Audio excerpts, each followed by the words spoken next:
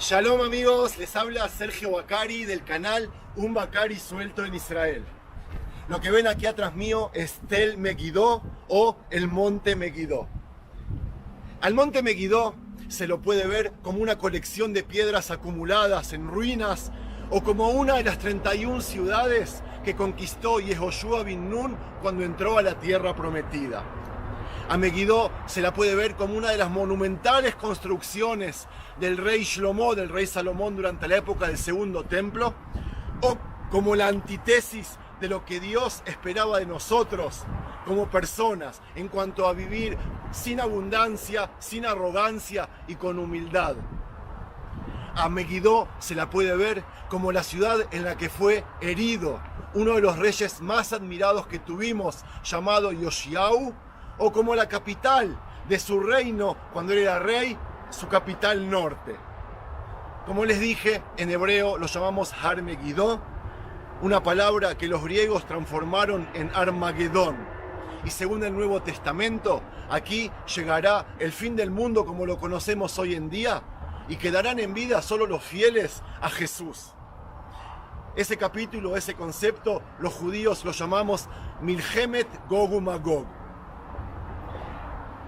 Esta ciudad la conquistó el rey David y su hijo Shlomo la transformó en algo maravilloso, en algo grandioso, y hoy por hoy es uno de los sitios arqueológicos más importantes que hay en Israel, en los que se descubrió vida desde hace 4000 años antes de Cristo.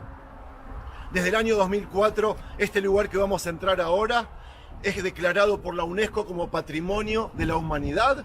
Y ahí vamos a ir ahora a pasear y a conocer un poco de historia junto con la Biblia, como es nuestra tradición. Siempre les digo que si les gustan los relatos y les gustan las publicaciones del canal, no dejen de hacerle like y de suscribirse al canal. Yo les voy a agradecer con todo mi corazón. Eso es todo, vamos a salir a pasear y les prometo que va a ser como este día de invierno, de sol y lindo, también el paseo. Vamos.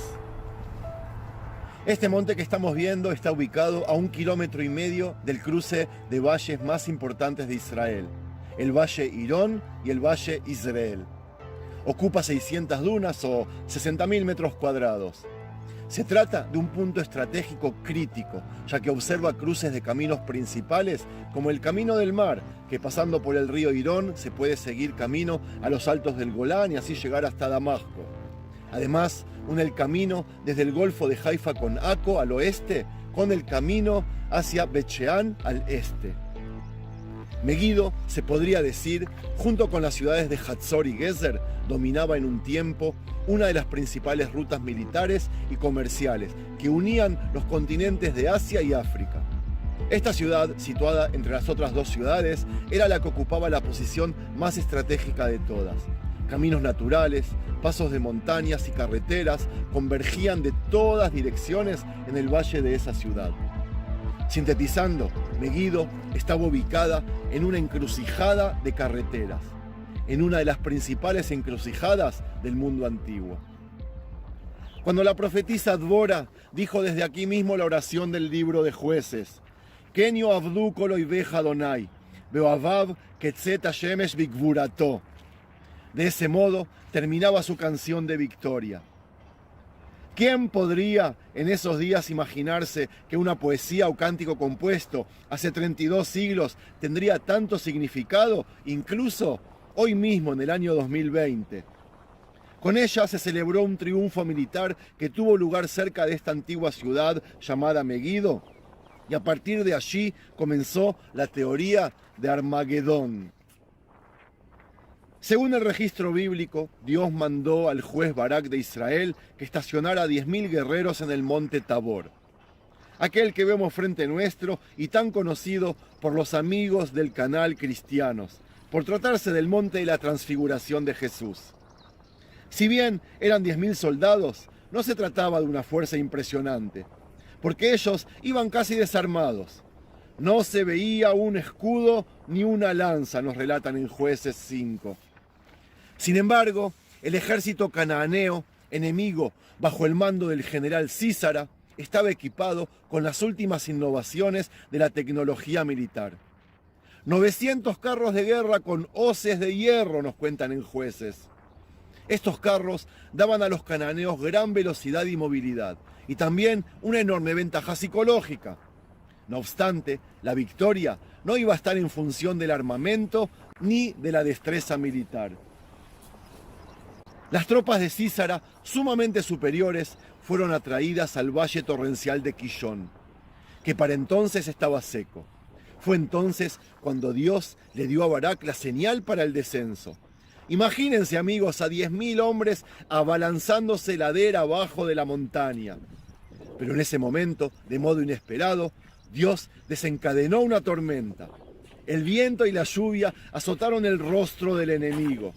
El valle por donde pasaba el río Quillón se convirtió en un incontenible torrente que inmovilizó los carros de guerra de Sísara en un mar de lodo. Totalmente confundidas, las tropas de Sísara comenzaron a huir aterrorizados, pero fueron perseguidas y derribadas.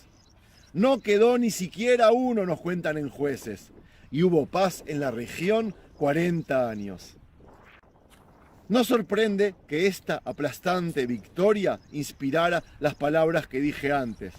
Así perezcan todos tus enemigos, oh Dios, y sean los que te aman como cuando el sol sale en su poderío. Presten atención en el adverbio así. Él da a entender que la batalla fue profética y que señalaba a una guerra mayor en la que perecerían todos los enemigos a Dios. Sin embargo, los hostiles pueblos circunvecinos de Israel olvidaron con rapidez este desastroso encuentro, y solo 47 años más tarde, varias naciones dirigidas por Madián se reunieron como uno solo y procedieron a acampar en la llanura baja de Israel, el valle que se extiende hacia el norte de este monte, del monte Meguido. Los enemigos acampados eran tan numerosos como langosta, nos relatan. En esta ocasión, el ejército de Israel era solo un grupo pequeño pero valiente con 300 hombres bajo el mando de Gidón. Ellos estaban parados alrededor de todo el campamento. Cuando se dio la señal, los 300 hombres tocaron los shofarot o los cuernos, rompieron los jarrones de agua, ondearon las antorchas y profirieron un terrorífico grito de guerra. La espada de Dios y de Gidón, gritaron. Cundió el pánico entre los madianitas. Dios procedió a poner la espada de cada uno contra el otro en todo el campamento. Y el puñado de hombres de Gidón completó la derrota. Un consejo. Nadie debe cometer el error de los madianitas ni minimizar el significado de Meguido. La Biblia habla otras 12 veces de este antiguo lugar de batalla. Además, la profecía bíblica indica que lo que tuvo lugar en Meguido, aquí mismo, tiene que ver seriamente con nuestro día. Más allá de su importancia estratégica por su ubicación geográfica, Meguido dominaba una gran llanura que se extendía unos 32 kilómetros. En el tiempo seco de verano, esa extensa llanura que nos rodea, ahora donde estoy ahora yo, era un lugar idóneo para los ejercicios militares de los carros de guerra. Las tropas militares también se podían reunir convenientemente en este lugar. Y por esas razones, el rey Shlomo decidió fortificar esta ciudad Meguido. Con la decadencia del control egipcio en los siglos XII y XI antes de la era cristiana, se desataron luchas por el control de la zona entre los cananeos, los invasores, o filisteos como ustedes los conocen, y los hijos de Israel, que son quienes dejaron su marca en las ruinas estas de Meguido. La ciudad finalmente fue conquistada por el rey David, quien la fijó como un importante centro regional de su reino. Meguido alcanzó su cúspide bajo su hijo y sucesor, el rey David, en el siglo X a.C. Él la reconstruyó como una ciudad real que administraba la parte norte del reino. La construcción de Jerusalén, que era la capital, la de Hatzor, Meguido y Gezer, como parte de una planificación urbana centralizada, es relatada con los mejores detalles en la Biblia, en el libro Reyes.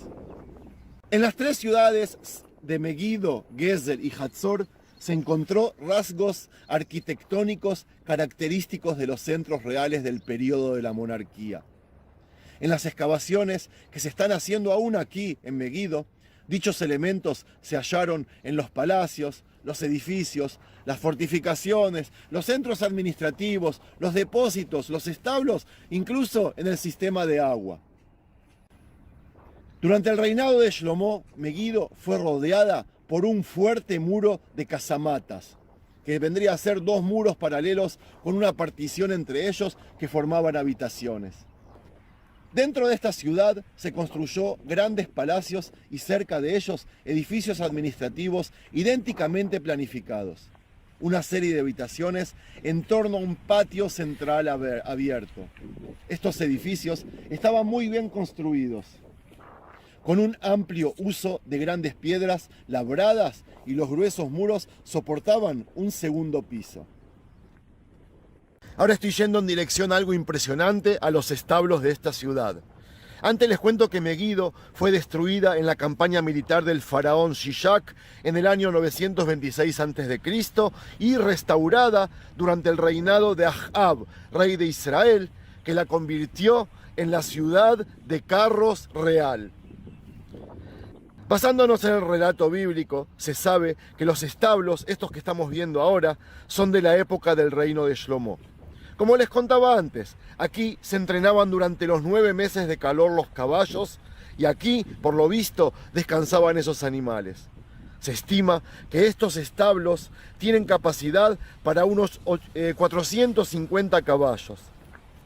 Los edificios que vemos aquí alrededor indudablemente alojaban decenas de carros de batalla. Una cantidad impresionante en términos de aquella época. Y ahora pasamos al sistema de agua. Esto que estamos viendo es un pozo hecho en esa época. Para asegurar el abastecimiento del agua a la ciudad en tiempos de asedio, se labró en la roca un sistema de agua subterráneo. Estamos en la parte occidental de la ciudad. Ese sistema permitía llegar al manantial ubicado a los pies de la montaña por fuera de los muros sin ser visto por el enemigo. Este proyecto requirió un considerable ingenio y una gran cantidad de duro trabajo. El sistema de agua que hoy no podemos entrar consiste en un túnel cuadrado a 25 metros de profundidad y 80 metros de largo. Con el fin de ocultar la fuente de agua al enemigo y para proteger a los usuarios del sistema de agua, se construyó un muro particularmente grueso, camuflado por una cobertura de tierra, a la entrada de la cueva de la cual surge la fuente, bloqueando el acceso desde afuera. Megiddo sirviendo como sede del gobernador real durante el reinado de Jeroboam, que también fue rey de Israel. Durante la rebelión de Yehú, Ahazia, rey de Yehudá, huyó hasta aquí, hasta Megiddo, y aquí murió a consecuencia de sus heridas. Megiddo aparentemente fue conquistada y destruida en el año 732 a.C. durante la campaña de Tiglar-Pileser III, que era el rey de Asiria, contra el reino de Israel. A fines del siglo VII, aparentemente, durante el reinado de Yoshiau, rey de Judá, que les vine contando los últimos relatos, se construyó una fortaleza rectangular en el extremo del lado oriental del del monte, donde estuvimos al principio del paseo. Pero permaneció en uso solamente hasta la caída de Yoshiau en el año 609 a.C., cuando esta ciudad fue destruida y quedó solo ruinas sobre este montículo. Estas ruinas que estamos ahora descubriendo con las excelentes excavaciones arqueológicas. De ahí en adelante, Megiddo decayó y fue abandonada finalmente durante el dominio persa en el siglo V a.C. Amigos, aquí termino el paseo. Espero que les haya gustado y, de ser así, que me lo hagan saber por medio de un me gusta, comentándolo o compartiendo este material con sus seres queridos. Nos volvemos a ver la próxima semana en otro paseo bíblico con el Tanaj en la mano y cazando con Z oraciones bíblicas desde el lugar mismo de los hechos.